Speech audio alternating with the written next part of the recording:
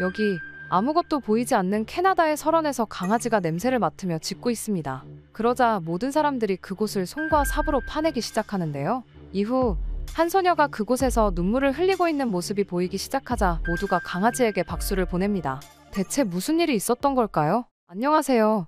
저는 밴쿠버 외곽에서 간호사로 일하고 있는 마리아입니다. 8살 된 저의 소중한 딸 소피아와 단둘이 살고 있죠. 오늘은 제가 겪은 놀라운 이야기를 들려드리고 싶어 이렇게 사연을 보내게 되었습니다. 저희 가족을 살린 한 강아지에 대해서 말이죠. 2년 전 그날은 평범한 겨울 아침이었습니다. 하얀 눈이 내리는 창밖을 보며 소피아는 평소처럼 즐겁게 아침을 먹었죠. 학교에 가는 길, 소피아는 뒷좌석에서 새로 배운 노래를 흥얼거리고 있었어요. 창문에 맺힌 서리 위에 그림을 그리면서요. 그때만 해도 저는 몰랐습니다. 이 평화로운 일상이 순식간에 악몽으로 바뀔 거라는 걸 말이죠. 그때 갑자기 앞에서 달려오던 트럭이 미끄러지면서 우리 차를 덮쳤어요. 눈길에 미끄러진 거죠. 순식간에 일어난 일이라 피할 수가 없었습니다. 귀가 멍멍해지고 세상이 빙글빙글 도는 것 같았어요. 정신을 차렸을 때 차는 완전히 찌그러져 있었고 문은 열리지 않았습니다. 구조대가 도착하기까지는 거의 1시간이 걸렸어요. 그 시간 내내 저는 소피아의 손을 잡고 있었죠. 점점 차가워지는 소피아의 작은 손이 아직도 생생하게 기억나요.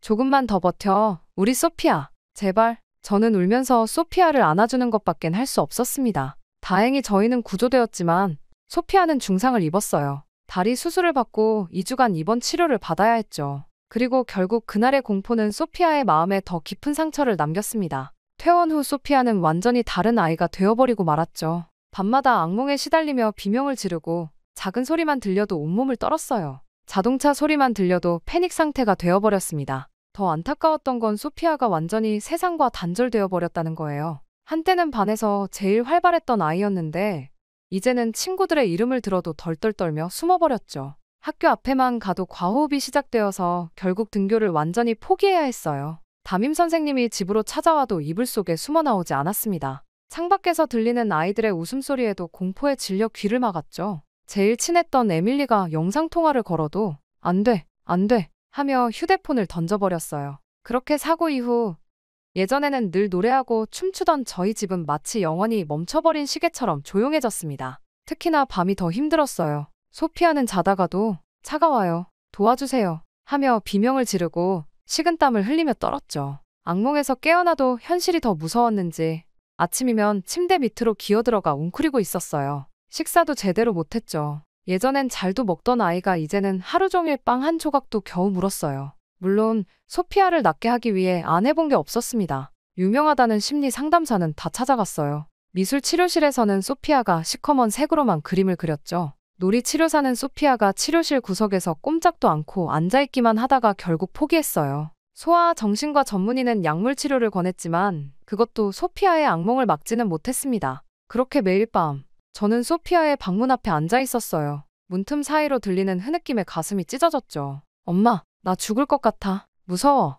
이런 말을 들을 때마다 저는 속으로 항상 울 수밖에 없었죠. 의사 선생님은 이게 중증 외상 후 스트레스 장애라고 했지만 그런 진단명이 무슨 소용이 있겠어요? 저는 제 눈앞에서 녹아내리는 소피아를 그저 지켜볼 수밖에 없는걸요. 결국 저는 절박한 마음에 매일 밤 인터넷을 뒤졌습니다. 유럽의 최신 치료법부터 대체의학까지 가능한 모든 방법을 시도했습니다. 약물치료, 최면치료, 음악치료, 심지어 아로마 테라피까지요. 하지만 소피아의 눈빛은 여전히 공허했어요. 그러던 어느 날 밤 마지막 희망처럼 진돗개에 대한 글을 발견했어요. 그리고 그 발견은 우리 가족의 운명을 완전히 바꿔놓게 되었죠. 아직도 그 글의 제목이 기억이 납니다. 진돗개와 함께한 6개월, 우리 아들이 다시 웃기 시작했습니다. 라는 제목이었죠. 글을 클릭하고 스크롤을 내리며 읽어 내려갈수록 제 심장은 더 빠르게 뛰기 시작했어요. 한참 전 용사가 쓴 글이었는데 PTSD로 고통받던 그의 아들이 진돗개를 만나고 나서 놀라운 변화를 보였다는 내용이었습니다. 순간 손이 떨리기 시작했어요. 스크롤을 내릴수록 더 많은 사례들이 나왔거든요. 교통사고, 트라우마를 겪던 10대 소녀가 진돗개를 만나고 다시 차를 탈 수 있게 되었다는 이야기, 화재 현장에서 가족을 잃고 말을 잃어버린 아이가 진돗개와 교감하면서 다시 말문을 열었다는 사연. 마치 제 이야기처럼 다가왔어요. 특히 눈에 들어온 건 진돗개의 특별한 성격이었습니다. 다른 개들과는 달리 주인의 감정을 읽는 능력이 뛰어나고 한번 마음을 열면 평생 변치 않는 충성심을 보인다는 거예요. 놀랍게도 진돗개는 주인이 불안해할 때 그걸 감지하고 특유의 침착한 태도로 안정감을 준다고 했죠. 그렇게 저는 밤새 진돗개에 대해 찾아보았어요. 그러면서 진돗개가 한국의 천연기념물이라는 것도 알게 되었고 수천 년 동안 이어져 온 이 견종의 역사도 배웠죠. 그 중에서도 가장 인상 깊었던 건 진돗개가 보여주는 인내심이었어요. 주인이 마음을 열 때까지 조용히 기다리면서도 한번 신뢰가 쌓이면 그 어떤 상황에서도 주인을 지킨다는 거였죠. 그리고 다음 날 아침, 저는 곧바로 지역 한인회에 전화를 걸었어요. 진돗개 브리더를 찾는 게 쉽지는 않았죠. 하지만 다행히도 밴쿠버 교회에 한 분이 계셨어요. 미영 브리더님은 20년 넘게 진돗개를 키우고 번식해오신 분이었죠. 전화를 받자마자 제 사정을 말씀드렸어요. 미영님, 제 딸이 지금 너무 힘들어하고 있어요. 혹시 진돗개가 도움이 될까요? 떨리는 목소리로 여쭤보았죠. 미영 브리더님은 잠시 침묵하시더니 지금 바로 와보세요. 라고 말씀하셨어요. 그날 오후 저는 소피아에게 엄마 잠깐 다녀올게 라고 말하고 미영 브리더님의 농장을 찾아갔습니다. 그렇게 도시를 벗어나 1시간쯤 달렸을까요? 울창한 숲 사이로 나타난 농장은 마치 다른 세상 같았어요. 넓은 마당에는 진돗개들이 자유롭게 뛰어다니고 있었죠. 미영 브리더님은 저를 보자마자 마리아 씨죠? 하며 반갑게 맞아주셨어요. 저는 차를 마시며 소피아의 이야기를 더 자세히 들려드렸죠. 제 이야기를 끝까지 다 들으신 미영 브리더님은 잠시만 기다리세요 라며 자리를 피하셨어요. 잠시 후 미영 브리더님이 데려온 강아지를 보는 순간 제 심장이 멎는 줄 알았어요. 순백색 털을 가진 3개월 된 암컷이었는데 까만 눈동자가 마치 소피아를 닮은 것 같았거든요. 다른 강아지들이 짖고 뛰어다닐 때도 이 강아지는 조용히 앉아서 저를 바라보고만 있었어요. 그게 저와 아우라의 첫 만남이었죠. 이 아이는 좀 특별해요. 미영 브리더님이 말씀하셨어요. 다른 녀석들과 달리 유독 차분하고 인내심이 강해요. 사람의 마음을 읽는 것 같은 눈빛도 있고요. 소피아랑 잘 맞을 것 같네요. 그렇게 미영 브리더님의 권유로 강아지를 안아보는 순간 이상한 느낌이 들었어요. 마치 오래전부터 알고 지낸 것 같은 그런 편안함이었죠. 강아지는 제 품에 안기자마자 부드럽게 몸을 기대왔어요. 그 순간 저는 확신했습니다. 이 아이가 우리 가족을 도와줄 수 있을 거라고요. 이름은 뭐라고 지으실 건가요? 미영 브리더님이 물으셨어요. 저는 잠시 생각에 잠겼다가 대답했죠. 아우라요. 희망을 뜻하는 라틴어에서 따온 이름이에요. 소피아가 다시 빛나게 해줄 거라는 믿음을 담아서요. 그리고 그것이 기적의 시작이었습니다. 집으로 돌아오는 길, 뒷좌석에서 조용히 앉아있는 아우라를 백미러로 바라보며 생각했어요. 이제 시작이구나. 설렘 반 두려움 반인 마음으로요. 소피아가 아우라를 어떻게 받아들일지, 정말 변화가 있을지 모든 게 불확실했지만 한 가지는 분명했어요. 더는 물러설 곳이 없다는 거요. 현관문 앞에 서서 열쇠를 꺼내들 때 아우라가 살짝 낑낑거렸어요. 마치 걱정 마세요. 제가 있잖아요. 라고 말하는 것 같았죠. 그렇게 떨리는 손으로 현관문을 열었을 때 저는 소피아의 반응이 두려웠어요. 평소처럼 조용히 들어가려 했지만 아우라의 발소리가 어쩔 수 없이 마룻바닥에 울렸거든요. 그 순간 거실에서 텔레비전을 보고 있던 소피아가 고개를 돌렸어요. 그리고 순백색의 아우라를 발견한 순간 소피아의 눈이 커졌습니다. 엄마, 저 건? 소피아의 목소리가 떨렸어요. 제가 뭔가 설명하려 했지만 소피아는 이미 자기 방으로 뛰어들어가 문을 쾅 닫아버렸죠. 쿵 하는 소리와 함께 제 심장도 덜컥 내려앉는 것 같았어요. 혹시 제가 아우라를 데려온 게 실수였을까요? 불안한 마음에 아우라를 바라보았는데 놀랍게도 아우라는 전혀 동요하지 않았어요. 다른 강아지였다면 갑자기 닫힌 문에 놀라 짖거나 긴장했을 텐데 아우라는 마치 이런 반응을 예상했다는 듯 차분하게 소피아의 방문 앞으로 걸어갔습니다. 안 돼, 거기는. 제가 뭐라고 말하려고 하는 순간 아우라는 전혀 개의치 않고 문 앞에 편안하게 앉았습니다. 마치 오래전부터 이곳이 자신의 자리였다는 듯이 말이죠. 등을 문에 기대고 앉아서 고개를 살짝 기울인 채 문을 바라보는 모습이 어찌나 다정해 보이던지. 하지만 그날 밤 소피아는 방에서 나오지 않았어요. 평소 같았으면 제가 문을 두드리고 달래서라도 저녁을 먹이려 했겠지만 이번엔 달랐어요. 아우라가 있었거든요. 마치 제가 지킬게요라고 말하는 것처럼 미동도 않고 문 앞을 지키는 아우라를 보면서 저는 처음으로 기다림이라는 것을 배웠습니다. 그리고 다음 날 아침 소피아의 방문 틈으로 작은 움직임이 보였어요. 평소라면 악몽에 시달려 새벽부터 흐느끼곤 했는데 이번엔 조용했죠. 문틈으로 아우라를 구경하는 소피아의 그림자가 보였어요. 아우라는 여전히 그 자리에 앉아 있었는데 귀를 쫑긋 세우고 경계하는 것도 흥분해서 꼬리를 흔드는 것도 아닌 그저 거기 함께 있어주는 것 같은 모습이었죠. 이런 광경은 며칠 동안 이어졌어요. 소피아는 방 안에서, 아우라는 문 밖에서 마치 보이지 않는 대화를 나누는 것 같았죠. 가끔 소피아가 문을 조금 더 벌리면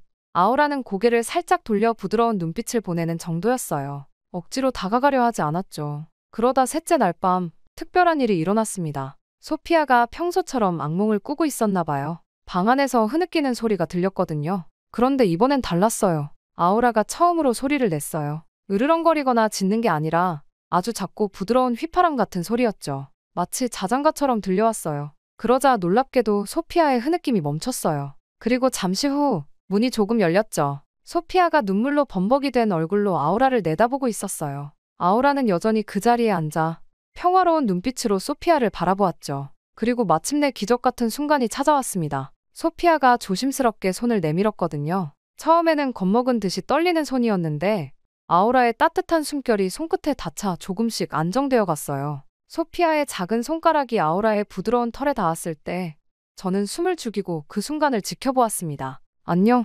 아우라. 소피아의 작은 목소리가 들렸어요. 너무나도 오랜만에 다른 존재를 향해 건넨 인사였습니다. 아우라는 그제서야 아주 천천히 몸을 돌려 소피아를 마주보았어요. 그리고 소피아의 손길이 닿는 곳으로 살며시 머리를 기울였죠. 그 순간 소피아의 눈에서 눈물이 흘러내렸습니다. 하지만 이번엔 달랐어요. 공포나 불안 때문이 아닌 뭔가 다른 감정. 어쩌면 안도감이었을까요? 소피아는 조금씩 문을 더 열었고 아우라는 참을성 있게 기다렸어요. 마침내 문이 완전히 열렸을 때 소피아는 바닥에 앉아 아우라를 품에 안았습니다. 그 포옹은 마치 영원처럼 느껴졌어요. 소피아의 작은 팔이 아우라의 목을 감싸고 아우라는 부드럽게 소피아의 어깨에 머리를 기대었죠. 둘 다 아무 말도 하지 않았지만 그 침묵이 오히려 더 많은 이야기를 들려주는 것 같았어요. 지금 생각해보면 그때가 바로 치유의 시작이었던 것 같아요. 소피아가 자신의 두려움을 넘어서 다른 존재를 받아들인 첫 순간이었으니까요. 아우라는 단순한 반려견이 아니었어요. 소피아의 닫혀있던 마음을 열어준 열쇠였죠. 그리고 그건 시작에 불과했어요. 우리는 아직 아우라가 얼마나 특별한 존재인지 몰랐으니까요. 그렇게 아우라와 소피아의 첫 교감 이후 우리 가족의 일상은 조금씩 변화하기 시작했어요. 처음엔 저도 아우라를 어떻게 대해야 할지 잘 몰랐죠. 소피아를 돌보느라 아우라와 교감할 시간도 없었고요. 하지만 매일 밤 소피아의 방문 앞을 지키는 아우라를 보면서 이 아이가 정말 특별하다는 걸 깨달았어요. 아침마다 출근 준비를 할 때면 아우라는 제 발치에 앉아 저를 바라보았죠. 마치 오늘은 어떻게 지내실 건가요? 라고 묻는 것 같은 눈빛으로요. 처음에는 그저 밥을 달라는 줄 알았는데 어느 날 문득 깨달았어요. 아우라는 제 표정이 밝을 때는 꼬리를 천천히 흔들며 기분 좋게 쳐다보다가도 제가 걱정에 잠겨 있을 때면 조용히 다가와 제 무릎에 머리를 기대었거든요. 특히 인상 깊었던 건 제가 소피아 때문에 우는 걸 본 날이었어요. 그날도 소피아는 악몽에 시달렸고 저는 부엌 구석에서 혼자 눈물을 훔치고 있었죠. 그때 아우라가 자신의 물그릇을 물고 와서는 제 앞에 조심스럽게 내려놓았어요. 마치 물 한 잔 드세요. 진정하시라고요. 라고 말하는 것처럼요. 그 순간 저는 아우라가 단순한 반려견이 아니라는 걸 깨달았습니다. 이뿐만이 아니었습니다. 소피아의 변화는 매우 놀라웠어요. 아침에 일어나면 제일 먼저 아우라를 찾았고 가끔은 작은 속삭임으로 아우라에게 이야기를 들려주기도 했죠. 멀리서 보면 마치 오랜 친구처럼 보였어요. 아우라는 소피아가 이야기할 때마다 귀를 쫑긋 세우고 경청하는 모습이었죠. 그렇게 한 달이 지날 무렵 결국 사건이 일어나고 말았습니다. 소피아가 처음으로 외출하고 싶다고 말한 거예요. 엄마, 나 눈썰매 타러 가고 싶어요. 소피아가 조심스럽게 말했죠. 아우라의 털을 쓰다듬으며 하는 말이었어요. 저는 깜짝 놀랐어요. 사고 이후로 소피아가 집 밖으로 나가고 싶다고 한 적이 한 번도 없었거든요. 아우라를 데려온 지 한 달도 채 안 됐는데 이런 변화가 생기다니. 물론 처음에는 망설였어요. 혹시 소피아가 겁을 먹지는 않을까, 또 트라우마가 악화되지는 않을까 걱정됐죠. 하지만 소피아의 눈빛은 오랜만에 보는 반짝임으로 가득했어요. 아우라도 마치 동의하듯 꼬리를 살랑거렸고요. 그래, 가자. 아우라도 함께 데려가자꾸나. 제가 대답하자 소피아는 처음으로 환하게 웃었어요. 2년 만에 보는 딸의 미소였죠. 그리고 그 순간만큼은 모든 게 좋아질 거라고 믿었죠. 앞으로 다가올 일은 전혀 예상치 못한 채 말입니다. 그렇게 주말 아침, 우리는 근처 썰매장으로 향했습니다. 차 안에서 소피아는 여전히 긴장한 모습이었지만 뒷좌석에서 따뜻하게 기대어 있는 아우라 덕분에 무사히 도착할 수 있었어요. 도착한 썰매장은 경사가 완만한 작은 언덕들이 여러 개 있어서 초보자들도 안전하게 즐길 수 있는 곳이었어요. 소피아는 처음에는 두려워했지만 아우라가 옆에서 지켜보고 있다는 걸 알고는 조금씩 용기를 내기 시작했죠. 엄마, 나 화장실 다녀올게요. 소피아가 말했어요. 세 번째 썰매를 타고 내려온 후였죠. 얼굴이 상기되어 있었고 오랜만에 밝은 목소리였어요. 금방 올 거예요. 아우라랑 같이 갈게요. 저는 잠시 망설였지만 이내 고개를 끄덕였어요. 화장실은 바로 눈썰매장 옆에 있었고 아우라가 함께 있으니 괜찮을 거라 생각했죠. 그리고 소피아가 스스로 뭔가를 하겠다고 나선 건 정말 오랜만이었으니까요. 그런데 그때였어요. 소피아가 화장실로 가는 길에 잠시 멈춰서서 높은 곳에 눈을 구경하고 있을 때였죠. 그 순간 산 위에서 이상한 소리가 들렸어요. 처음에는 멀리서 들리는 천둥인 줄 알았는데 점점 소리가 커지더니 땅이 미세하게 흔들리는 게 느껴졌어요. 순간 제 등줄기가 서늘해졌죠. 눈사태다. 누군가의 날카로운 외침이 들렸어요. 저는 본능적으로 소피아를 향해 뛰기 시작했지만 이미 거대한 눈벽이 산 위에서 굉음과 함께 쏟아져 내렸고 순식간에 소피아가 있는 곳으로 다가가고 있었습니다. 소피아, 이리 와. 울분에 찬 저의 목소리가 터져나왔어요. 소피아는 제 소리를 듣고 고개를 돌렸지만 이미 공포에 얼어붙은 듯 제자리에 서 있었어요. 아우라 또한 소피아 쪽으로 달려갔지만 눈사태가 더 빨랐죠. 제가 너무 놀라 뛰어가려는 순간 주변 사람들이 저를 붙잡았어요. 안 돼요. 당신마저 위험해져요.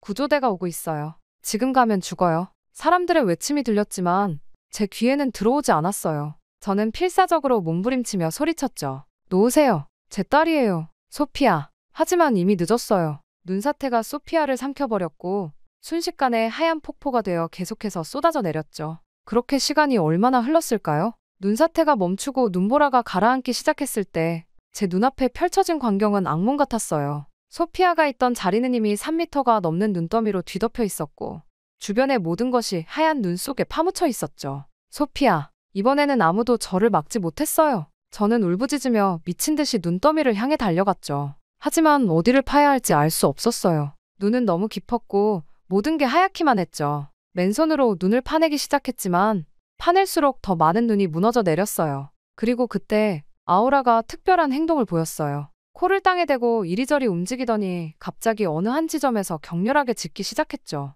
그리고는 앞발로 눈을 파내기 시작했어요. 저는 직감적으로 알았어요. 아우라가 소피아의 냄새를 찾았다는 걸. 여기에요. 이쪽이에요. 제가 소리치자 주변 사람들이 달려왔어요. 모두가 손과 삽으로 필사적으로 눈을 파내기 시작했죠. 아우라는 계속해서 한 지점을 파고 또 팠어요. 마치 여기 있어요. 제발 빨리요. 라고 말하는 것처럼 간절한 눈빛으로 저를 바라보았죠. 시간은 잔인하리만큼 천천히 흘렀어요. 1분이 1시간처럼 느껴졌죠. 손가락이 얼어붙고 피가 나도 멈출 수 없었어요. 소피아가 저 밑에서 숨을 쉬고 있을까? 아직 살아있을까? 온갖 생각이 제 머릿속을 채찍질했죠. 그리고 마침내 아우라가 파던 곳에서 작은 손가락이 보였어요. 여기 있어요. 누군가가 소리쳤죠. 움직였어요. 손가락이 움직여요. 그 소리에 모두가 더욱 필사적으로 눈을 파내기 시작했어요. 구조대가 도착했을 때는 이미 소피아의 상체가 절반쯤 드러나 있었죠. 놀랍게도 소피아는 의식이 있었어요. 눈더미 사이에 작은 공간이 생겨서 숨을 쉴 수 있었대요.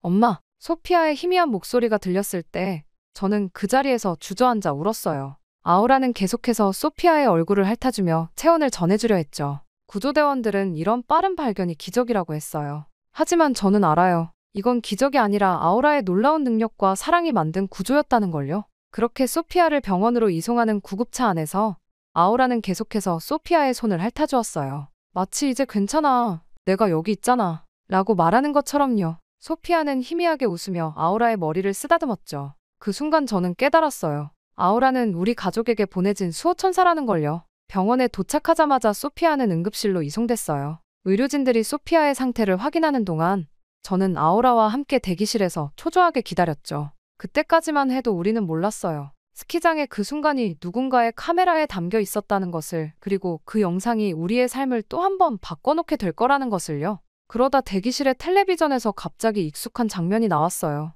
진돗개 영웅, 눈사태 속 어린이 구조하다. 화면에는 아우라가 필사적으로 눈을 파내는 모습이 나오고 있었죠. 구조대원들의 바디캠과 주변 사람들의 휴대폰으로 찍힌 영상이었어요. 저는 그제서야 알았어요. 아우라의 놀라운 활약이 고스란히 카메라에 담겨 있었다는 걸. 한국의 천연기념물인 진돗개가 밴쿠버에서 눈사태에 갇힌 8살 소녀를 구조하는 기적을 만들어냈습니다. 아나운서의 목소리가 울려 퍼졌어요. 이어지는 인터뷰에서 한 구조대원이 말했죠. 제가 15년간 구조 활동을 하면서 이런 경우는 처음 봤습니다. 개가 정확히 매몰자의 위치를 찾아낸 건 정말 놀라운 일이에요. 영상은 아우라가 처음 냄새를 맡아 소피아의 위치를 찾는 순간부터 필사적으로 눈을 파내는 모습, 그리고 마침내 소피아를 발견하는 순간까지 모든 과정을 담고 있었어요. 특히 아우라가 지친 기색도 보이지 않고 계속해서 한 지점을 파는 모습은 보는 사람들의 마음을 울리기에 충분했죠. 그리고 그날 저녁, 소피아가 검사를 마치고 병실에 옮겨진 후에 여러 방송사의 취재 요청이 쇄도했어요.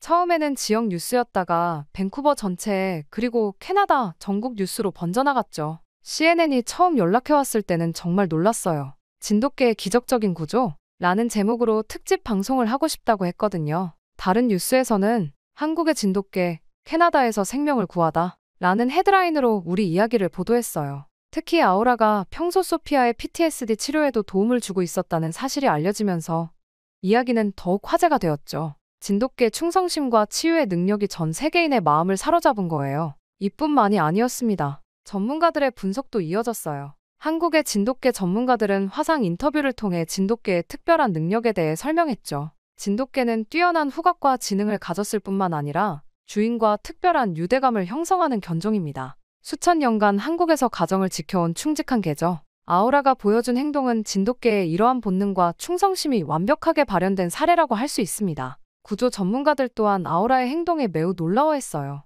보통 눈사태 구조견들은 특별한 훈련을 받아야 하는데 아무런 훈련도 받지 않은 반려견이 이렇게 정확하게 매몰자의 위치를 찾아낸 것은 정말 특별한 일입니다. 아우라는 타고난 구조 본능을 가진 것 같네요. 게다가 한 유명 작가는 자신의 SNS에 이렇게 썼다고 하더군요. 우리가 반려동물을 구하는 게 아니라 그들이 우리를 구하는 겁니다. 아우라와 소피아의 이야기가 바로 그걸 증명하고 있죠. 특히 감동적이었던 건 전 세계 사람들이 보내온 응원의 메시지들이었어요. 호주에서 온 편지에는 아우라는 우리에게 희망을 주었어요 라고 쓰여 있었고, 영국의 한 어린이는 아우라의 초상화를 그려 보내주기도 했죠. 심지어 한국에서는 아우라를 진돗개의 자부심이라고 부르며 많은 사람들이 자부심을 느낀다는 메시지를 보내왔어요. 유명 다큐멘터리 제작팀에서는 아우라의 이야기를 다큐멘터리로 만들고 싶다며 연락해왔어요. 반려동물과 인간의 특별한 유대감이라는 주제로 아우라와 소피아의 이야기를 중심으로 다룬다고 했죠. 소피아의 PTSD 극복 과정부터 눈사태 구조까지 모든 여정을 담고 싶다고 했어요. 소피아는 병실에서 이 모든 소식을 들으며 아우라를 더욱 꼭 안았어요. 우리 아우라가 이렇게 대단한 영웅이었다니. 소피아의 눈에는 자부심이 가득했죠. 아우라는 여전히 변함없이 소피아 곁을 지키며 가끔 달라진 시선을 받을 때마다 수줍은 듯 고개를 숙이기도 했어요. 이제 아우라는 단순한 반려견이 아닌 진정한 영웅이 되었어요. 하지만 우리 가족에게는 여전히 그저 소중한 가족이자 소피아의 가장 친한 친구일 뿐이에요. 때로는 영웅적인 행동이 그저 사랑하는 이를 지키려는 마음에서 나온다는 걸 아우라가 우리에게 가르쳐준 것 같아요. 언론의 관심이 조금씩 잦아들 무렵 우리에게는 더욱 특별한 순간이 찾아왔어요. 소피아가 퇴원을 앞둔 어느 날 아침이었죠. 창문으로 들어오는 따스한 햇살 속에서 소피아가 아우라를 꼭 안으며 말했어요. 엄마, 아우라가 나를 구했어요. 그 한마디가 제 마음을 울렸어요. 2년 만에 처음으로 소피아가 자신의 경험을 또렷한 목소리로 표현한 거예요. 사고 이후로 소피아는 자신의 감정이나 경험을 말로 표현하지 못했거든요. 모든 것을 짧은 단어나 고개 끄덕임으로만 대답했었죠. 하지만 그날 소피아는 처음으로 완성된 문장으로 자신의 감정을 표현했어요. 그래, 아우라가 정말 대단했지. 제가 물었어요. 네, 아우라는 제 영웅이에요. 이제 더 이상 무섭지 않아요. 엄마, 소피아의 말에 저는 눈물이 났어요. 그동안 얼마나 기다려왔던 순간인가요? 제 딸이 다시 자신의 이야기를 할 수 있게 되다니. 아우라는 소피아의 곁에서 꼬리를 살랑살랑 흔들며 그 순간을 지켜보고 있었죠. 그리고 마침내 퇴원날 병원 앞에는 많은 사람들이 모여 있었어요. 지역 주민들과 뉴스 기자들, 그리고 밴쿠버 시의원까지 모두가 소피아와 아우라를 기다리고 있었죠. 시의원은 아우라에게 특별히 제작된 명예 구조견 메달을 걸어주었어요. 아우라는 이제 밴쿠버의 자랑이자 작은 영웅입니다. 우리 지역 사회의 명예 구조견으로서 아우라의 용기와 헌신은 영원히 기억될 것입니다. 시의원의 말에 모든 사람들이 박수를 쳤어요. 아우라는 마치 부끄러운 듯 소피아의 다리 뒤로 살짝 숨었죠. 그렇게 집으로 돌아온 후 우리의 일상은 조금씩 달라지기 시작했어요. 소피아는 더 이상 악몽에 시달리지 않았고 창밖의 차 소리에도 덜 놀라게 되었죠. 아우라가 곁에 있으면 어떤 상황에서도 안정감을 느끼는 것 같았어요. 특히 놀라웠던 건 소피아가 학교로 돌아가겠다고 했을 때였습니다. 이제 괜찮을 것 같아요. 아우라가 있는 집으로 돌아올 수 있다는 게 든든해요. 소피아가 말했죠. 아침에 등교할 때는 불안해하면서도 하교 후 아우라를 만날 생각에 힘을 내는 모습이었어요. 그리고 대망의 첫 등교 날, 정말 감동적인 광경이 펼쳐졌어요. 학교 친구들과 선생님들이 소피아의 복귀를 따뜻하게 환영해 주었거든요. 소피아를 환영합니다라는 팻말도 있었고, 친구들은 모두 소피아의 영웅 아우라 이야기를 듣고 싶어 했죠. 하교 후에는 종종 친구들이 우리 집에 놀러 오기 시작했어요. 처음에는 아우라가 궁금해서 왔던 아이들이 이제는 소피아와 진짜 친구가 되었죠. 소피아도 조금씩 마음을 열기 시작했고요. 이제 저희는 주말이면 공원으로 산책을 가요. 예전에는 상상도 할 수 없었던 일이죠. 더욱 놀라운 건 길을 지나는 사람들이 종종 아우라를 알아보고 인사를 건넨다는 겁니다. 저기 봐, 밴쿠버의 영웅이잖아. 그럴 때마다 소피아는 자랑스러운 듯 환하게 웃어요. 어느 날 저녁, 소피아가 제게 다가와 물었어요. 엄마, 저희가 아우라를 만난 건 정말 운이 좋았던 거죠? 저는 고개를 저었어요. 운이 아니야, 소피아. 이건 운명이었어. 아우라는 우리 가족을 위해 하늘이 보내준 선물인 것 같아. 정말 그랬어요. 아우라는 단순히 소피아의 생명을 구한 것이 아니었어요. 우리 가족의 삶 자체를 바꿔놓았죠. 소피아의 웃음소리가 다시 집안에 가득해졌고 제 마음속에 무거운 짐도 조금씩 내려놓을 수 있게 되었어요. 지금도 가끔 소피아의 방을 지나다 보면 소피아가 아우라에게 책을 읽어주는 모습을 봐요. 예전에는 항상 닫혀있던 방문이 이제는 항상 열려있죠. 아우라는 소피아의 이야기를 들으며 귀를 쫑긋 세우고 때로는 고개를 갸우뚱거리며 반응해줘요. 그럴 때마다 소피아의 웃음소리가 방 안에 가득해요. 얼마 전에는 소피아가 학교 장문 시간에 나의 영웅이라는 제목으로 아우라에 대한 글을 썼어요. 선생님이 그 글을 읽고 눈물을 흘리셨다고 해요. 소피아는 그 글에서 이렇게 썼대요. 아우라는 내 친구이자 영웅이에요. 하지만 아우라는 단순히 나를 눈사태에서 구해준 것만으로 영웅인 게 아니에요. 아우라는 내 마음속의 두려움도 함께 녹여주었거든요. 이제 나는 더 이상 혼자가 아니에요. 언제나 나를 지켜주는 따뜻한 천사가 있으니까요. 저는 이제 확신해요. 우리 가족의 진정한 치유는 그날 소피아의 방문 앞에서 시작되었다는 거려. 아우라가 그 문을 열어준 거예요. 그리고 지금도 계속해서 우리 가족의 새로운 문을 열어주고 있죠. 아우라는 우리 가족의 생명을 구했을 뿐만 아니라 우리의 삶을 바꿨습니다. 제가 인터뷰에서 했던 이 말은 지금도 제 마음속 가장 깊은 곳에서 울리는 진실이니까요. 그리고 지금도 소피아와 아우라의 일상도 여전히 아름답게 이어지고 있답니다. 매일 아침 공원을 산책하는 두 친구의 모습은 이제 우리 동네의 명물이 되었죠. 사람들은 여전히 아우라를 알아보고 인사를 건네지만 이제는 영웅이라서가 아니라 우리 마을의 소중한 이웃이기 때문이에요. 소피아는 이제 자신의 경험을 다른 사람들과 나누는 것을 두려워하지 않아요. 오히려 비슷한 어려움을 겪는 친구들에게 희망의 메시지를 전하곤 하죠. 두려움은 우리를 멈추게 할 수 있어요. 하지만 우리 곁에는 항상 우리를 지켜주는 누군가가 있다는 걸 기억하세요. 오늘도 창밖을 보니 소피아와 아우라가 정원에서 놀고 있네요. 소피아는 책을 읽고 있고 아우라는 그 옆에서 평화롭게 낮잠을 자고 있어요. 때때로 소피아가 웃으면 아우라도 같이 꼬리를 흔들죠. 이런 일상적인 순간들이 모여 우리의 삶을 완성하는 것 같아요. 진돗개 아우라의 이야기는 이제 하나의 전설이 되었지만 우리 가족에게 아우라는 여전히 그저 사랑하는 가족일 뿐이에요.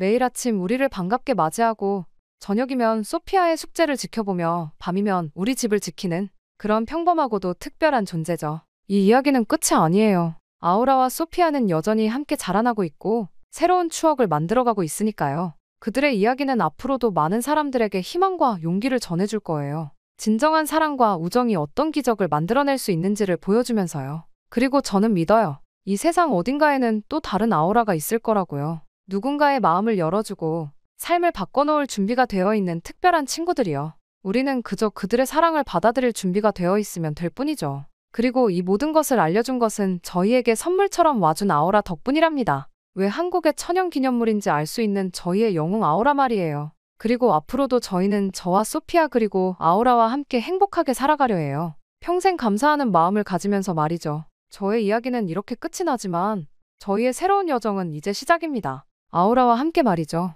지금까지 저희 이야기를 들어주셔서 감사합니다. 대한민국의 온돌이 이렇게나 대단하다고. 여기 일본의 전시장에서 한 가족이 부둥켜 안고 눈물을 흘리고 있습니다. 그리고는 이내 어떤 한 장면을 보고는 경악을 금치 못하고 있는데요. 도대체 이들에게는 무슨 일이 있었던 걸까요? 안녕하세요. 저는 삿포로에 사는 일러스트레이터 사토 유키코입니다. 바로 우리 가족은 3대째 한국에 대한 안 좋은 감정을 가지고 있어요. 한국과는 절대 관계하지 말라. 는 할아버지의 유언이 가풍처럼 이어져 왔죠. 때문에 어린 시절부터 한국 물건은 집에 들이지 않는 것이 당연했고 한국 음식점 앞도 지나치지 않았답니다. 심지어 저희 어머니는 보수 정치인들에 관한 발언을 적극적으로 지지하시고 한국 관련 뉴스만 나와도 채널을 돌리셨죠. 게다가 명절 때마다 우리 집안의 자존심을 지키자며 가족들에게 한국에 대한 이야기를 하시곤 했습니다. 그런 저희 집안 때문에 제 남편 켄지도 홋카이도 대학의 물리학 교수이지만 한국 연구진과의 협업은 항상 피해왔어요. 국제학회에서도 한국 연구자들과는 대화를 피하고 돌아오고는 했죠. 제 아들 켄타는 더했습니다. 학교에서 케이팝을 좋아한다는 친구를 멀리하는 것은 물론이고 급식에 김치가 나온 날에는 아예 밥을 먹지 않고 돌아오기도 했죠. 검도부 대회 때는 한국 선수들과 시합하는 것을 거부해서 문제가 된 적도 있었어요. 물론 저 역시 마찬가지였습니다. 일러스트레이터로 활동하면서 한국 출판사의 의뢰는 무조건 거절했고 디자인 공모전에서도 한국 기업이 주최하는 건 참가조차 하지 않았어요. 이런 우리 가족의 모습이 자랑스럽기까지 했죠. 하지만 그때는 전혀 몰랐습니다. 곧 한국이 저희 인생을 뒤엎을 것이라는 사실을 말이죠. 때는 겨울이었습니다. 눈으로 유명한 만큼 홋카이도의 겨울은 역시나 매우 추웠죠. 그날도 저는 창밖으로 눈보라가 휘몰아치는 것을 보며 작업실에서 코타츠에 몸을 묻은 채 태블릿 펜을 움직이고 있었습니다. 매년 겨울이면 이렇게 코타츠 속에 틀어박혀 작업을 하지만 올해는 전력난까지 겹쳐 난방 제한 권고가 내려졌기에 더욱 힘들더군요. 그나마 추위를 견딜 수 있는 유일한 방법인 코타츠는 우리 집의 자부심이었습니다. 어머니께서 일본 전통의 코타츠면 충분하다 고 늘 말씀하셨고 저 역시 동의했으니까요. 하지만 요즘 들어 이 자부심에 금이 가기 시작했습니다. 장시간 구부정한 자세로 작업을 하다 보니 허리가 아파서 밤잠을 설치는 날이 잦아졌거든요. 그보다 더 큰 문제는 켄타의 아토피예요. 중학교 검도부에서 땀을 흘리고 돌아온 켄타가 코타츠에 들어가면 땀에 젖은 몸과 눅눅한 이불이 만나 상태가 더 나빠지곤 합니다. 얼마 전에는 코타츠 이불을 들춰보다가 충격을 받았죠. 통풍이 안 되는 이불 속에 시커먼 곰팡이가 피어있는 걸 발견했으니까요. 엄마, 가려워. 너무 가려워서 못 참겠어. 매일 밤 켄타의 흐느낌 소리에 잠에서 깼습니다. 손톱으로 긁어 피가 난 팔과 다리, 벌겋게 부어오른 목덜미를 보고 있자면 가슴이 미어졌어요. 아침이면 이불과 잠옷에 피가 묻어있고 붉은 상처 자국이 온몸을 뒤덮고 있었습니다. 병원에서는 원인을 특정할 수 없다며 항히스타민제만 처방해 주었죠. 켄타의 아토피가 곰팡이 때문일 수도 있다는 생각이 들었지만 차마 어머니께 말씀드리지 못했습니다. 전기요금 고지서를 보며 한숨 짓는 켄지의 모습, 코타츠에서 나는 퀴퀴한 곰팡이 냄새, 그리고 밤마다 울며 긁어대는 켄타를 보고 있자면 우리의 고집이 과연 옳은 걸까 하는 의문이 들었어요. 지난주에는 켄타가 긁다가 피가 나서 응급실에 실려가기도 했죠. 오늘도 코타츠 속에서 작업을 하는데 켄타가 학교에서 돌아와 검은 도복 차림으로 들어섰습니다. 땀에 젖은 얼굴이 벌써 가려운지 극적이고 있었어요. 목 부분에 붕대가 살짝 보이고 손목의 붉은 상처는 아직도 아물지 않았습니다. 이대로는 안 되겠다는 생각이 들었습니다. 아들의 건강을 위해서라도 다른 대안을 찾아봐야 한다는 생각이 들었죠. 심지어 전기요금 고지서를 보니 작년보다 2배나 늘었더군요. 최악의 한파가 몰아치면서 전력 수요가 급증했다고 합니다. 뉴스에서는 전력 예비율이 5%도 안 된다며 비상이 걸렸다고 하더군요. 코타츠 온도를 낮추자니 추워서 견딜 수가 없고 그대로 두자니 전기요금이 감당이 안 될 지경이 되었습니다. 가장 큰 문제는 켄타의 상태는 날이 갈수록 나빠지고 있다는 것이었습니다. 검도부 활동이 끝나고 돌아오면 온몸이 땀으로 젖어 있는데 그대로 코타츠에 들어가 숙제를 하거든요. 습한 공기가 피부에 닿으면서 아토피는 더욱 심해지고 밤이면 온몸을 긁어대느라 잠도 제대로 못 이루고 있었으니까요. 이불을 자주 말리고 교체해도 소용이 없었습니다. 코타츠 틈새로 비집고 들어오는 찬 공기와 이불 속에 따뜻한 공기가 만나면서 생기는 습기를 막을 방법이 없으니까요. 곰팡이 냄새는 점점 심해지고 켄타의 아토피도 걷잡을 수 없이 악화되고 있었습니다. 이대로는 안 되겠다는 생각이 들었지만 대안을 찾기가 쉽지 않았어요. 집을 고치려면 어머니의 눈치를 봐야 했고 무엇보다 이 혹한의 겨울을 어떻게 나야 할지 해결책이 보이지 않았습니다. 물론 그때는 몰랐죠. 저희 가족을 인생을 뒤흔들 만한 일이 다가오고 있다는 것을 말입니다. 그러던 어느 날 아침 우연히 눈에 들어온 신문 광고가 제 시선을 사로잡았습니다. 사포로 디자인 위크에서 지속가능한 주거 특별전이 열린다는 내용이었죠. 평소라면 그냥 지나쳤을 텐데 켄타의 피투성이 손목을 붕대로 감아주며 밤을 지새운 직후라 유난히 눈에 들어왔어요.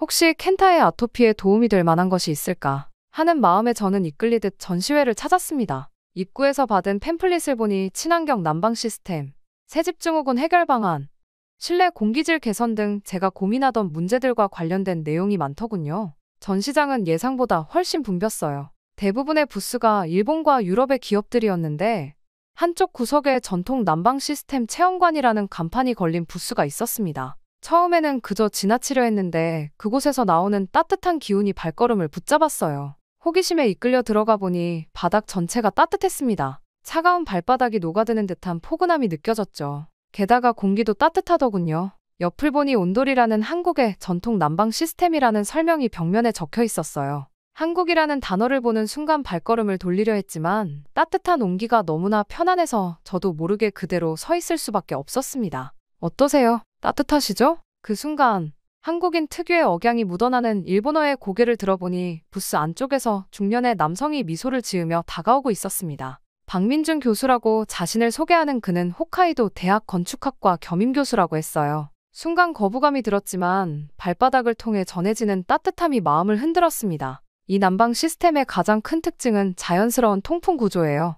열이 바닥 전체로 골고루 퍼지면서 실내 공기가 자연스럽게 순환되죠. 덕분에 습도 조절도 완벽해서 곰팡이가 자랄 수 없는 환경이 만들어진답니다. 박민준 교수의 설명을 듣고 있자니 문득 켄타의 아토피로 피투성이가 된 손목이 떠올랐어요. 곰팡이가 자랄 수 없다는 말에 귀가 솔깃해졌지만 한국의 것이라는 편견 때문에 마음 한켠이 불편했습니다. 그리고 에너지 효율도 매우 높답니다. 코타츠처럼 전기를 사용하는 것보다 30-40% 정도 열효율이 좋아서 난방비가 훨씬 적게 들어요. 전기를 2번 변환하는 과정이 없어서 그래요. 박민준 교수는 벽에 걸린 차트를 가리키며 코타츠와 온돌의 에너지 소비량을 비교해 보여주었습니다. 우리 집에 지난달 전기 요금을 생각하니 숨이 막힐 것 같았어요. 그리고 그때였어요. 켄지가 퇴근 후 전시회에 들른다던 약속이 생각나 전화를 걸었는데 마침 근처에 와 있다고 하더군요. 그렇게 켄지를 기다리는 동안 박민준 교수는 계속해서 온돌의 장점을 설명했습니다. 보시면 아시겠지만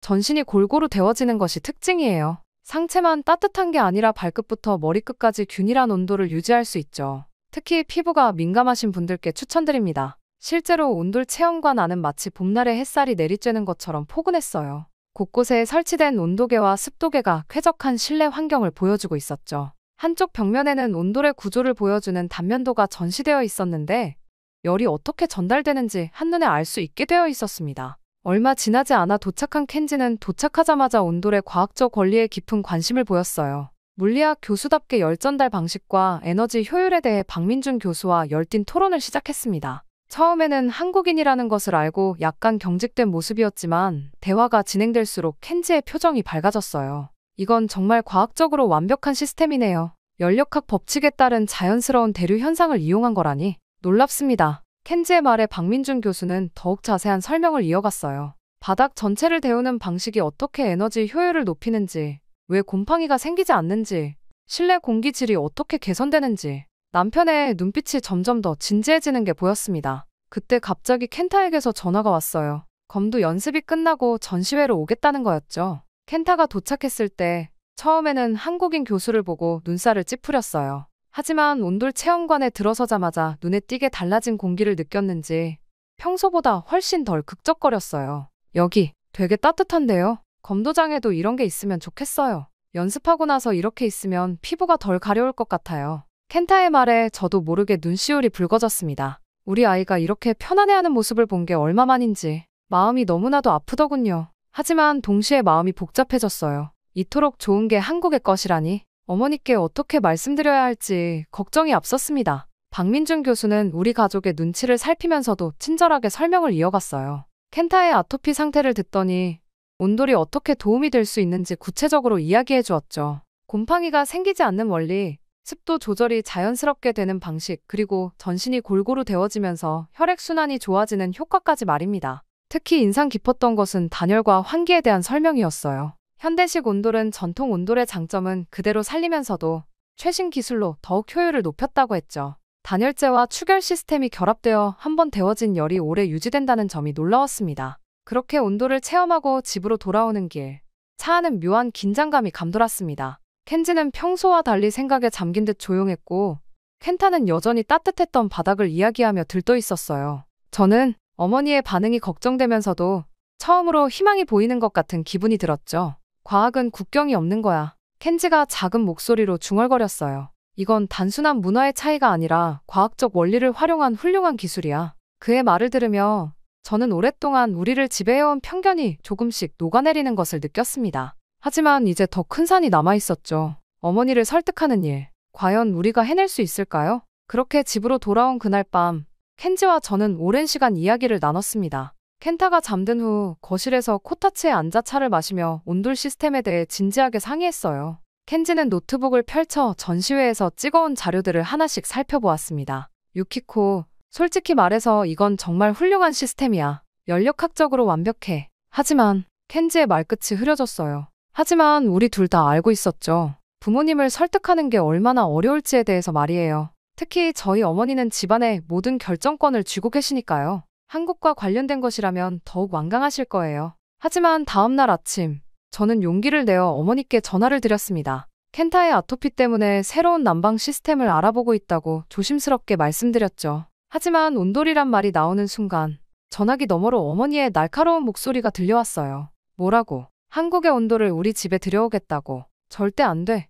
그런 미개한 나라의 물건이 일본 전통 가옥을 망치게 할 순 없어. 예상은 했지만 어머니의 반응은 생각보다 더 격렬했습니다. 곧바로 우리 집으로 오시겠다고 하셨고 그날 오후 내내 어머니의 설교를 들어야 했어요. 켄타의 아토피와 곰팡이 문제를 말씀드렸지만 어머니는 들으려고도 하지 않으셨습니다. 마지막 희망을 걸고 아버지를 찾아갔어요. 평소 과묵하신 아버지였지만 이성적인 분이라 혹시나 하는 마음에서였죠. 연구실에서 퇴근하시는 아버지를 기다려 상황을 설명드렸습니다. 아버지, 켄타가 많이 아파요. 코타츠의 곰팡이 때문에. 아버지는 한참을 말씀이 없으셨어요. 그러다 천천히 입을 여셨습니다. 나도 너희 마음은 알아. 하지만 이건 단순한 난방 문제가 아니야. 우리 집안의 전통이고 자존심이야. 내 할아버지께서 그토록 강조하셨던 것을 거부할 수는 없단다. 미안하구나. 아버지의 눈빛에서 안타까움이 느껴졌지만 결정을 바꾸실 생각은 없어 보였어요. 상황이 너무나도 절망적이었죠. 결국 켄지는 다른 접근법을 시도했어요.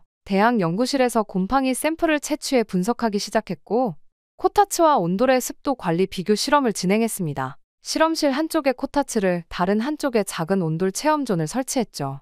여기 봐. 코타츠 이불 안쪽의 습도가 75%를 넘어. 곰팡이가 번식하기 딱 좋은 환경이야. 반면 온돌은 40-50% 사이를 유지해. 이건 3주간의 데이터야. 켄지는 매일 아침 저녁으로 습도와 온도를 체크하고 공기 중 곰팡이 포자 수까지 측정했어요. 그래프는 명확한 차이를 보여줬죠. 게다가 일주일 동안 연구실에서 거의 살다시피 했어요. 코타츠 이불에서 채취한 곰팡이를 현미경으로 관찰하고 그것이 아토피에 미치는 영향을 연구했죠. 동료 교수들의 도움도 받아가며 자료를 수집했습니다. 이건 아스페르길루스라는 곰팡이야. 알레르기성 질환을 일으키는 주요 원인이 된다고 해. 켄타의 아토피가 악화된 이유를 알 것 같아. 연구 결과를 정리한 켄지는 건축학과 동료들 앞에서 프레젠테이션을 준비했어요. 박민준 교수도 초청했죠. 발표장에는 20여 명의 교수들이 모였고 켄지는 차분하게 설명을 이어갔습니다. 전통적인 코타츠와 현대식 온돌의 가장 큰 차이점은 습도 관리에 있습니다. 코타츠는 국소적인 열원으로 인해 이불 내부의 습도가 축적되는 반면 온돌은 바닥 전체가 고르게 가열되어 자연스러운 공기 순환이 일어납니다. 실험 결과 코타츠 환경에서는 3일 만에 곰팡이 콜로니가 형성되었지만 온돌 환경에서는 3주가 지나도 곰팡이가 발견되지 않았습니다. 프레젠테이션은 성공적이었어요. 여러 교수들이 켄지의 연구에 관심을 보였고 특히 의대 교수는 아토피 치료에 있어 실내 환경의 중요성을 강조하며 적극적인 지지를 보냈답니다. 하지만 그럼에도 불구하고 부모님의 반대는 여전했어요. 켄지가 연구 결과를 들고 설득하려 했지만 어머니는 학문적인 것과 가문의 전통은 별개 라며 완강하게 거부하셨죠. 아버지는 말없이 고개를 돌리셨고요. 오히려 켄지에게 너마저 한국 편을 들 거냐 며 서운해하셨어요. 결국 우리는 어려운 결정을 내려야 했습니다. 부모님 몰래 공사를 진행하기로 한 거예요. 박민준 교수님께 비밀리에 공사를 부탁드렸고 다행히 흔쾌히 받아들여 주셨답니다. 걱정 마세요. 최대한 조용히 진행하도록 하겠습니다. 무엇보다 켄타 군의 건강이 중요하니까요. 공사는 예상보다 순조롭게 진행됐어요. 박민준 교수님이 소개해준 한국인 기술자들의 숙련된 솜씨에 켄지도 감탄했죠. 특히 전통 가옥의 구조를 해치지 않으면서도 현대적 설비를 설치하는 기술이 인상적이었답니다. 그 과정에서 가장 신기했던 것은 켄타의 변화였습니다. 처음에는 한국인 기술자들을 경계하던 아이가 어느새 공사 현장에서 스케치북을 들고 있더군요. 기술자들의 섬세한 손길을 그림으로 담아내는 모습이 인상적이었어요. 엄마, 이거 봐요. 한국 전통 건축이 일본 건축이랑 비슷한 부분이 많대요. 기둥을 세우는 방법도 그렇고요. 이렇게나 공통점이 많은데 이제껏 우리가 미워한 게 잘못된 걸까요? 켄타는 계속해서 매일매일 새로운 발견을 했어요. 한국 전통 건축의 처마 구조가 비와 햇빛을 조절하는 원리, 기둥과 볼을 결합하는 방식, 창호의 구조까지. 심지어 기술자들에게 직접 질문도 하기 시작했죠. 그렇게 공사가 절반쯤 진행됐을 때 뜻밖의 손님이 찾아왔습니다. 이웃집 사카이 씨였죠. 평소 어머니와 친하신 분이라 가슴이 철렁했는데 뜻밖의 말씀을 하시더군요. 실은 나도 몰래 설치했어요. 작년 겨울에. 덕분에 요즘 전기세도 많이 절약되고 특히 류마티스 통증이 많이 좋아졌답니다. 사카이 씨의 말씀에 저희는 큰 용기를 얻었어요. 온도를 사용하는 집이 우리만이 아니었던 거죠. 이미 많은 이웃들이 조용히 변화를 받아들이고 있었던 겁니다. 그렇게 공사는 예정대로 진행됐고 어느새 마무리 단계에 접어들었어요. 이제 남은 건 부모님께 이 사실을 알리는 일뿐이었죠. 켄지와 저는 매일 밤 어떻게 말씀드릴지 고민했답니다. 과학적 사실에 기반해서 설명드리면 어떨까요? 박민준 교수가 제안했어요. 켄타-군의 건강이 개선된 결과를 보여드리는 거예요. 우리는 그렇게 또 한 번의 큰 시험대 앞에 서게 되었습니다. 부모님께 이 모든 것을 어떻게 설명드려야 할지, 그리고 두 분의 분노를 어떻게 감당해야 할지. 하지만 이제 돌이킬 수는 없었어요. 켄타의 건강을 위해 우리는 이 선택이 옳다고 믿었으니까요. 그리고 시간이 흘러 마침내 공사가 끝났습니다. 이제 부모님께 말씀드려야 할 순간이었죠. 켄지와 상의 끝에 저희는 부모님을 저녁 식사에 초대드리기로 했답니다. 그리고 대망의 날, 어머니와 아버지께서 현관문을 열고 들어서시는 순간 두 분의 표정이 달라지는 게 보였어요. 이상하네. 날씨가 이렇게 추운데 집안이 따뜻하구나. 아버지께서 먼저 입을 여셨어요. 현관을 들어서자마자 느껴지는 온기에 의아해하시는 눈치였죠. 어머니는 평소처럼 추운데 코타츠나 펴자 고 하셨지만 거실에 들어서자 멈춰 서셨어요. 유키코, 이게 무슨... 바닥에서 올라오는 포근한 온기, 습하지 않은 공기, 구석구석 퍼지는 봄날 같은 따뜻함. 어머니는 직감하신 것 같았어요. 하지만 예상과 달리 큰 소리는 나오지 않았습니다. 대신 켄타를 유심히 보시더니 놀란 눈치셨어요. 켄타야, 내 피부가... 어머니의 목소리가 떨렸어요. 켄타의 얼굴과 목에 붉은 반점들이 거의 사라졌고 긁어서 생긴 상처들도 많이 아물어 있었거든요. 손목의 붕대도 이제는 필요 없어졌답니다. 할머니, 이제 안 가려워요. 밤에도 잘 자요. 검도 연습하고 와서도 괜찮아요. 켄타가 밝게 웃으며 말했어요. 어머니는 말없이 켄타의 팔을 만져보셨죠. 예전처럼 거칠거칠하지 않은 피부를 느끼시곤 눈시울을 붉히셨어요. 아버지도 조용히 다가와 바닥에 손을 대보셨습니다. 이게 다 온돌 덕분이구나. 저는 조심스럽게 설명을 시작했어요. 곰팡이 없는 깨끗한 공기, 전신을 감싸는 자연스러운 온기, 그리고 무엇보다 켄타의 건강이 얼마나 좋아졌는지. 켄지도 연구 결과를 보여드리며 과학적으로 설명했죠. 게다가 제 작업실도 완전히 달라졌어요. 더 이상 코타츠에 구부정하게 앉아있을 필요가 없어졌거든요. 바닥 전체가 따뜻해서 자유롭게 자세를 바꿔가며 작업할 수 있답니다. 허리 통증도 많이 좋아졌고요. 실은 제가 요즘 작업 시간이 늘었어요. 전에는 추워서 또 허리가 아파서 자주 쉬었는데 이제는 훨씬 편하게 일할 수 있거든요. 그리고 무겁게 옷을 겹쳐 입지 않아도 되고요. 어머니는 여전히 말씀이 없으셨어요. 대신 이불을 가져오셔서 바닥에 깔고 앉아보셨죠. 그리고는 오랫동안 그 자리에 계셨답니다. 아버지도 옆에 앉으시더니 책을 읽던 켄타의 머리를 쓰다듬어 주셨어요. 그때였어요. 갑자기 현관 초인종이 울렸는데 이웃집 미야모토 할머니였어요. 정전이 되어 너무 춥다고 하시면서 잠시 있다 가도 되냐고 하시더군요. 그 뒤로 또 다른 이웃들도 하나둘 찾아오기 시작했어요. 아이고, 여기는 정말 따뜻하네요. 마치 봄이 온 것 같아요. 그렇게 우리 집은 어느새 이웃들의 피난처가 되었어요. 한파 속에서 전기 사용이 제한되었지만 온돌의 열기는 오래도록 지속되었거든요. 이웃들은 저마다 간식거리를 들고 와서 바닥에 앉아 이야기를 나눴답니다. 특별했던 건 코타츠도 여전히 거실 한켠에 두었다는 거예요. 켄지가 제안한 건데 온돌과 코타츠의 장점을 모두 살리자는 거였죠. 실제로 어머니는 가끔 코타츠에 앉아 계시다가도 어느새 온돌방 바닥에 누워 계시곤 해요. 사실 나도 알고 있었단다. 어느 날 어머니가 조용히 말씀하셨어요. 사카이 씨네도 다나카 씨네도 모두 온돌을 설치했다는 걸 말이다. 이렇게 직접 겪어보니 괜히 고집 부렸나 싶기도 하고 켄타의 검도부 친구들도 자주 놀러와요. 연습 후에 온돌방에서 쉬어가는 게 일상이 되었죠. 아이들은 바닥에 누워 숙제를 하거나 만화책을 읽곤 해요. 땀에 젖은 도복이 마를 때까지 이야기꽃을 피우죠. 게다가 제 작업 의뢰도 늘어났어요. 아무래도 작업 환경이 좋아지니 더 많은 시간을 작업에 쏟을 수 있게 되었거든요. 이전에는 하루에 4-5시간이 한계였는데 지금은 8시간 이상 작업해도 허리가 아프지 않답니다. 태블릿도 습기 없는 환경 덕분에 관리하기가 훨씬 수월해졌고요. 무엇보다 자유롭게 자세를 바꿔가며 작업할 수 있다는 게 큰 장점이에요. 켄타의 변화는 더욱 극적이었어요. 병원에서도 놀랄 정도로 아토피가 호전되었거든요. 피부과 선생님께서 무슨 일이 있었냐 고 물으실 정도였어요. 이제는 검도 연습을 마치고 돌아와도 샤워만 하면 되죠. 더 이상 연고를 바르거나 밤새 극적거리지 않았어요. 게다가 저희 가족의 일상도 완전히 달라졌습니다. 예전에는 각자 자기 방에서 시간을 보내거나 코타츠 주변에 불편하게 모여 앉아 있었는데 이제는 달라졌죠. 온돌방 덕분에 어디든 편하게 앉아서 이야기를 나눌 수 있었거든요. 거실은 이제 우리 가족의 진정한 휴식 공간이 되었어요. 한쪽에는 여전히 코타츠가 있어서 어머니가 좋아하시는 전통적인 분위기도 살렸죠. 다른 쪽은 넓은 온돌마루가 펼쳐져 있어서 가족들이 자유롭게 앉거나 눕거나 할 수 있어요. 덕분에 모이는 시간도 훨씬 많아졌죠. 유키코, 이렇게 편할 수가 없구나. 어머니가 어느 날 말씀하셨어요. 바닥에 누워서 천장을 보고 있으니 마치 젊었을 때로 돌아간 것 같아. 아버지도 달라지셨어요. 퇴근하시면 이제는 저희 집으로 와서 온돌방에 누워 신문을 보시는 게 일과가 되었죠. 가끔은 켄타와 함께 바닥에 누워 별자리 책을 보시기도 해요. 예전에는 상상도 할 수 없었던 모습이에요. 주말이면 온 가족이 거실에 모여 영화도 보고 보드게임도 해요. 켄타는 친구들을 데려와 숙제를 하거나 만화책을 읽기도 하고요. 이렇게 가족이 한 공간에서 오랫동안 함께 시간을 보낸 적이 언제였는지 기억도 나지 않네요. 정말 놀라운 건 이 모든 변화가 단순한 난방 시스템의 교체에서 시작됐다는 거예요.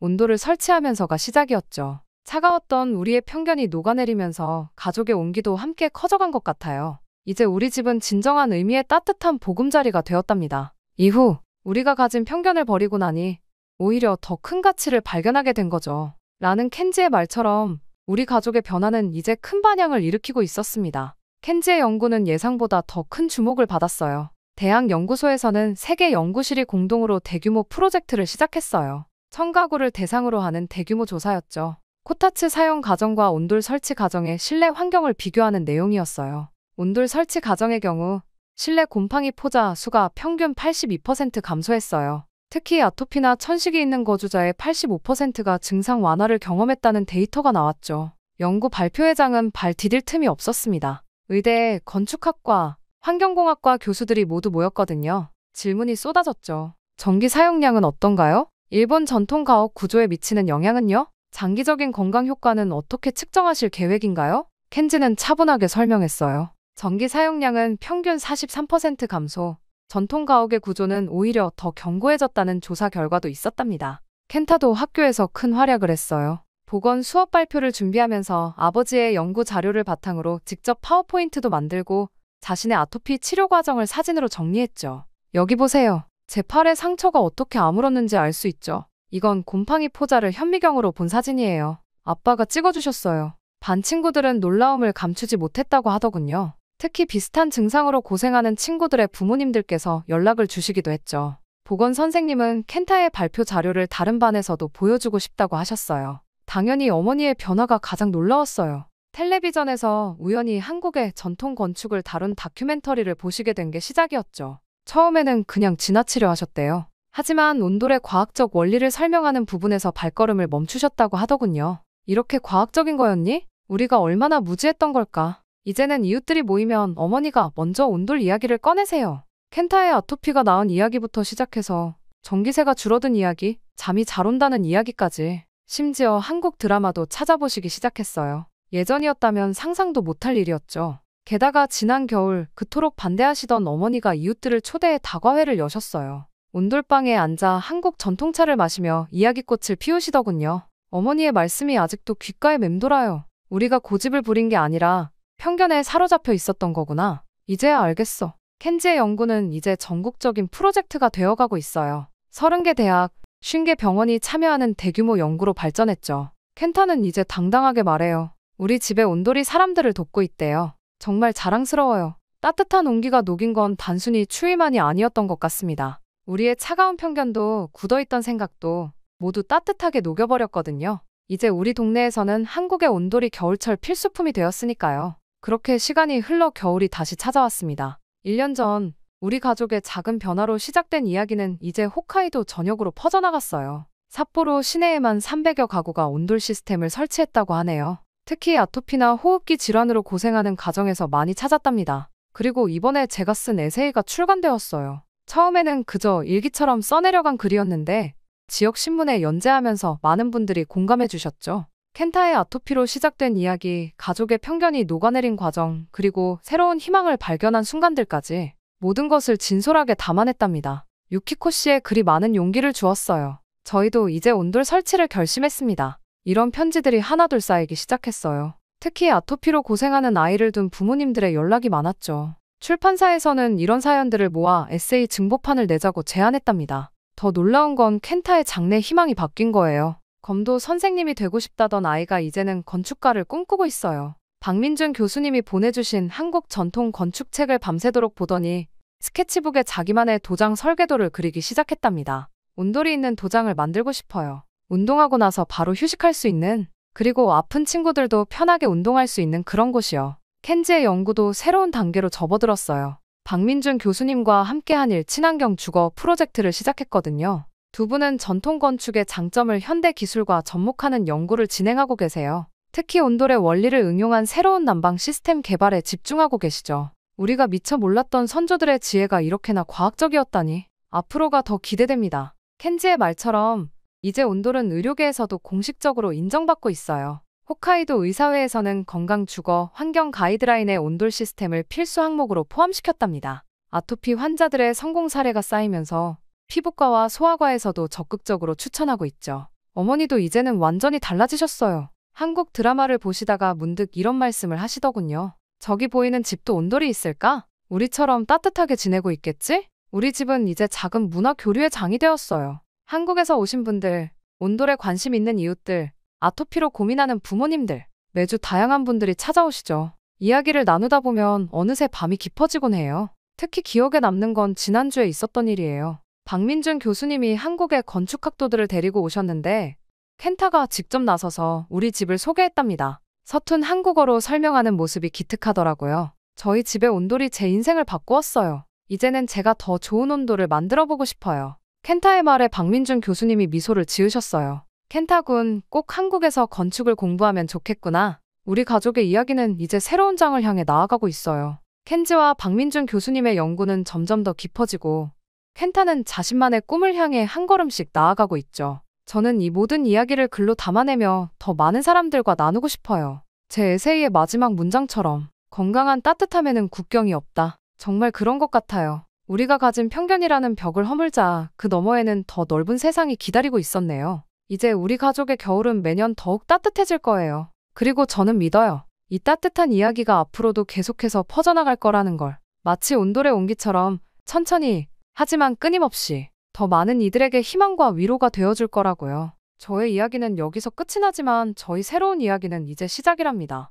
저희 가족을 바꿔준 한국의 온돌에게 감사함을 전하며 저희 이야기는 여기서 마치겠습니다. 지금까지 저희 이야기를 들어주셔서 감사합니다.